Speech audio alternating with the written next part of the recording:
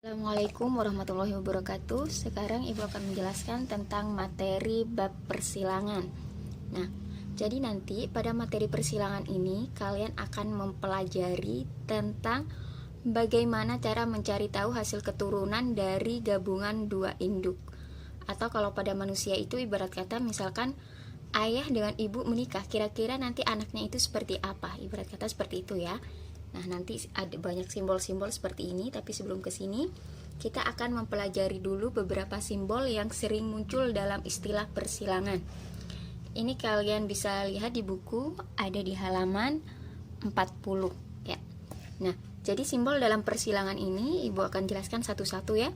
Di sini ada yang pertama itu yang di poin A, parental. Parental itu artinya induk atau orang tuanya. F itu filial atau keturunan. F1 itu keturunan pertama atau anak. Sementara kalau F2 itu keturunan kedua, artinya anak dari anaknya, berarti cucu. Ada tanda seperti ini artinya disilangkan atau dikawinkan. Ada genotip. Genotip itu sifat pembawa keturunan berupa susunan gen. Lah ini tidak tampak, ini ada di dalam tubuh kita atau berada di dalam tubuh makhluk hidup. Contohnya, di sini ada ya. Biasanya disimbolkan dalam berupa huruf seperti ini. Misalkan huruf besar, huruf kecil, biasanya seperti itu. Nah, sementara kalau fenotip itu sifat yang dapat diamati. Sifat yang dapat diamati di sini bisa dari segi tinggi, bisa dari segi bentuk, bisa dari segi warna. Intinya yang tampak dari luar. Alel. Alel itu pasangan atau gen sifat. Biasanya dinyatakan dalam huruf kapital atau huruf kecil. Contohnya A besar A besar, A besar A kecil, atau A kecil A kecil. Nah, selanjutnya di sini ada istilah homozigot. Individu yang memiliki alel sama, atau bisa dikatakan juga homozigot itu sama-sama menunjukkan huruf besar atau sama-sama menunjukkan huruf kecil. Misalkan nih, ini ada A di sini sama-sama huruf besar, ini ada A, ini sama-sama huruf kecil, berarti ini disebut homozigot. Nah, selanjutnya itu ada istilah yang namanya heterozigot. Tadi kalau homozigot itu kan alelnya sama, artinya sama-sama huruf besar, sama-sama huruf kecil. Kalau heterozigot itu dia alelnya berbeda. Jadi kalau heterozigot itu satunya huruf besar, satunya huruf kecil. Misalkan A besar A kecil, H besar H kecil, B besar B kecil. Intinya terdiri dari huruf besar dan huruf kecil. Selanjutnya di sini ada dominan. Dominan itu sifat yang menutupi sifat yang lain. Nah, dikatakan dominan selama masih ada huruf besarnya. Misalkan di sini ya ada A besar A besar. Nah, di sini kan masih ada huruf A besar, berarti ini masih dikatakan dominan. Di sini ada A besar A kecil. Di sini emang ada A kecilnya, tapi berhubung di awal itu ada A besar, berarti masih dianggap dominan. Berikutnya itu adalah resesif. Resesif sifat yang tertutupi oleh sifat lain, atau bisa dikatakan juga resesif itu terdiri atas sama-sama huruf kecil. Misalkan A kecil A kecil, B kecil B kecil, C kecil C kecil, seperti itu. Nah, di sini ada beberapa istilah lagi. Intermediate, sifat yang muncul dari kedua induk.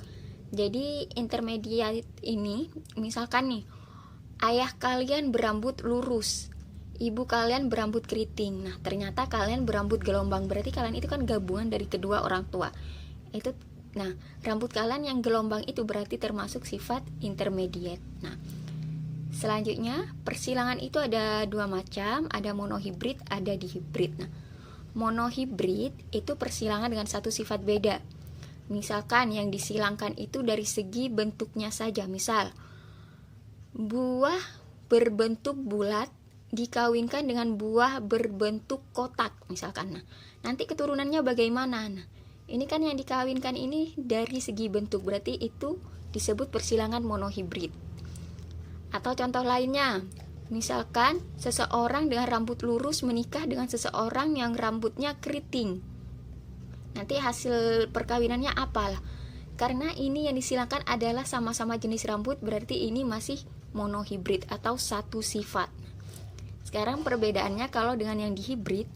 Kalau dihibrid itu yang disilangkan atau dikawinkan itu dua sifat beda. Misalkan bisa dari segi bentuk dan rasanya, bisa dari segi rasa dan warnanya. Contohnya, Misal, buah manis berwarna merah disilangkan dengan buah kecut berwarna putih. Nah, kan yang disilangkan itu dari segi rasa dan warna. Buah manis berwarna merah. Manis itu rasa, merah itu warna. Jadi yang disilangkan itu ada dua sifat. Atau misalkan nih, ayah kalian tinggi, rambutnya hitam. Ibu kalian pendek, rambutnya putih. Misalkan.